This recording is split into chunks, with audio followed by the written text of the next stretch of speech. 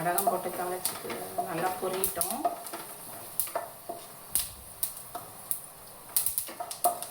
நல்லா பொரிஞ்சதுக்கப்புறம்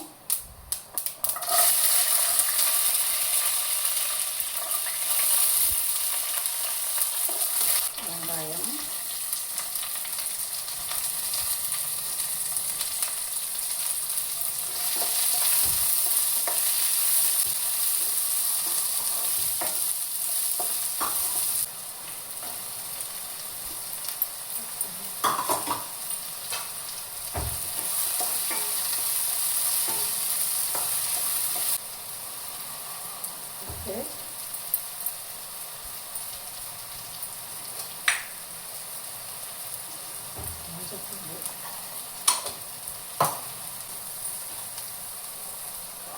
கத்திரிக்காய் போடுறோம்.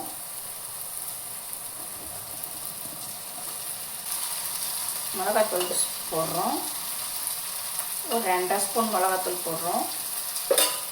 கொஞ்சமாக தண்ணி விட்டு அந்த கத்திரிக்காய் மட்டும் வேகிற அளவுக்கு கொஞ்சம் தண்ணி விட்டுக்கலாம்.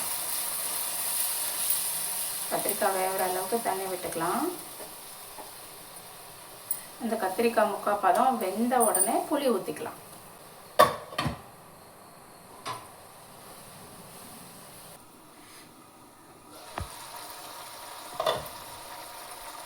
இப்போ பார்த்தீங்கன்னா கத்திரிக்காய் வந்து ஒரு முக்கால் பதம் நல்லா வெந்துடுச்சு.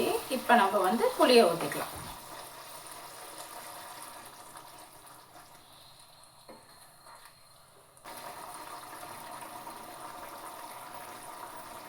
பச்சையில் வேக வச்ச பச்சை பயிரை இதில் நம்ம போடுறோம்.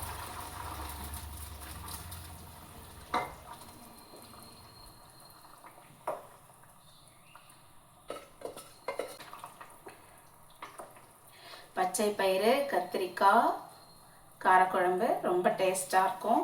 உடம்புக்கு ஹெல்த்தாக இருக்கும். செஞ்சு சாப்பிடுங்க ஃப்ரெண்ட்ஸ்.